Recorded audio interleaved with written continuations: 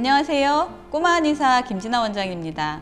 오늘은 다이어트를 할 때 닭가슴살만 먹어서 닭똥 냄새가 난다고 하시는 분들 계시잖아요. 닭가슴살은 토할 것 같아요. 이렇게 말씀하시는 분들이 계신데 다이어터들이 왜 단백질 섭취를 할까요?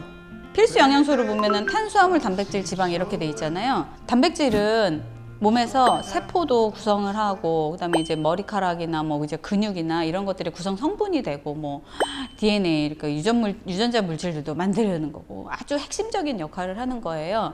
근데 이 단백질을 음식을 줄인다고 해서 단백질을 줄여버리게 되면 이런 기본적인 활동이 안 되는 거예요. 머리카락이 빠지고 생리불순이 생기고, 더 나빠지는 거는 근육량이 감소를 했잖아요. 이게 기초대사량이 떨어져요. 그러면 살이 찌기 좋은 체질이 되는 거예요.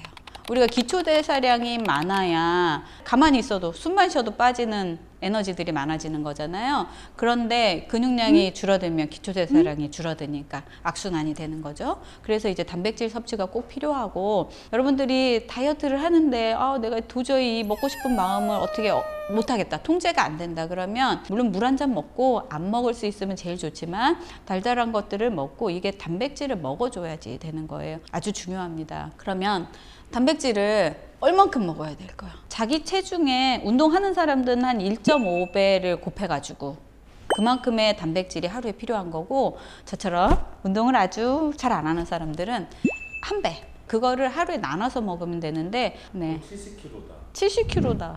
그러면 70g. 70g. 70g. 그램을 안 했구나, 말을.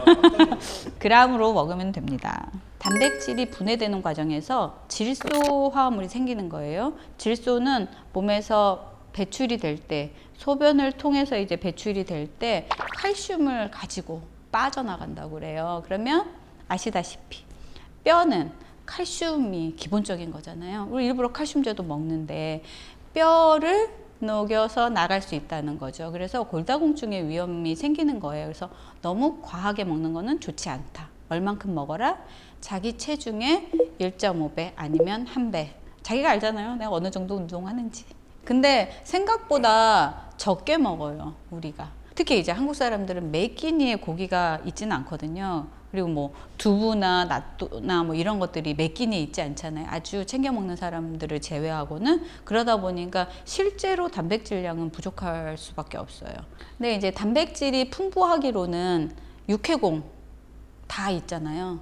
뭐 해조류에도 엄청 많이 들어있고, 그다음에 이제 고기에도 많이 들어있고, 생선에도 많이 들어있고, 뭐 날아다니는 것들에도 많이 들어있는데, 사람들이 왜 닭가슴살에 꽂혀 있을까요? 단백질이 많이 있습니다. 그리고 지방이 적습니다. 그리고 또 하나는 가격이 쌉니다. 가격이 싸고 우리나라에서 먹을 수 있게 이렇게 가공돼서 나온, 그렇게 가공돼서 나온 단백질, 그러니까 닭가슴살 제품들이 많아요. 이제 궁금할 것 같아가지고 표를 한번 찾아봤어요. 닭가슴살과 비슷한 열량과 비슷한 당질량과 비슷한 그람수를 가지는 것들을 손쉽게 구해서 먹을 수 있는 것들이 뭐가 있을까 하고 찾아봤더니, 연어 뭐 요즘에는 이제 포장돼서 나오는 것들이 많으니까 연어 200g, 닭가슴살 200g 하면 당질량도 비슷해요. 당질은 탄수화물에서 식이섬유를 뺀 나머지가 당질이거든요. 그래서 당질은 얘가 남아 돌면 지방으로 전환이 돼가지고 몸에 축적되는 거예요. 그래서 얘가 안 남아 돌아야, 얘를 다 써버려야 몸에 있는 저장돼 있는 지방을 꺼내서 쓸 수가 있거든요. 그래야 살이 안 찌는 거예요. 당질량이 많을수록 먹었던 지방이 저장돼서 몸에 허벅지나 배에 쌓일 확률이 높아지니까, 우리가 먹을 때 단백질을 먹을 때 기왕이면 당질량이 적은 걸 먹으면 좋잖아요. 그래서 적은 것들로 봤을 때 연어도 적고, 연어 살짝 구워서 먹으면 맛있을 것 같아요. 살짝 소금 간해서, 뭐 소스 많이 뿌려 먹으면 안 되는 건 알겠고, 그 다음에 오징어도 통오징어 살짝 데쳐가지고 먹으면 가격에 따라서 먹을 수 있기도 하고 없기도 하겠죠. 그리고 데치는 과정이 필요하니까 좀 귀찮기도 할 텐데, 근데 얘는 콜레스테롤이 좀 있어요. 그래서 자주 복용하기에는 그런데 닭가슴살 대용으로 뭐 며칠에 한 번 먹는 거는 괜찮겠어요. 저는 이제 양고기 좋아하는데, 양갈비는 대신에 칼로리는 좀 높아요. 지방이 좀 더 있어서 다른 고기에 비해서 칼로리 자체가 그렇게 크게 문제되는 건 아니니까, 이렇게 다양하고 맛이 좋은 여러 가지 육해 공군을 같이 섭취하시는 것이 단백질 함량도 높이고 다이어트도 성공할 수 있는 지름길입니다. 다이어트를 성공하기 위해서 해야 될 일은 가까운 병원에 가셔가지고 건강 체크를 먼저 하는 거예요.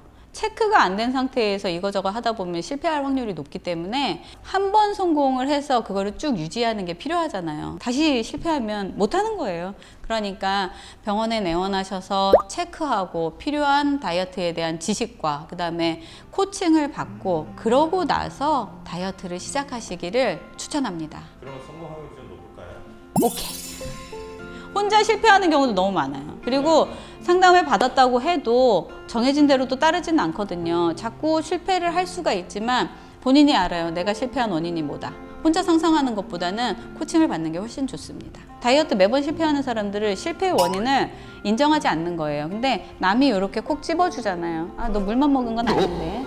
아니면 너, 요거 이렇게 먹으면 안 되는데. 이렇게 콕 집어주는 것들을 인정하기 싫어도 머릿속에 들어갑니다. 그러면 성공 확률이 훨씬 높아져요.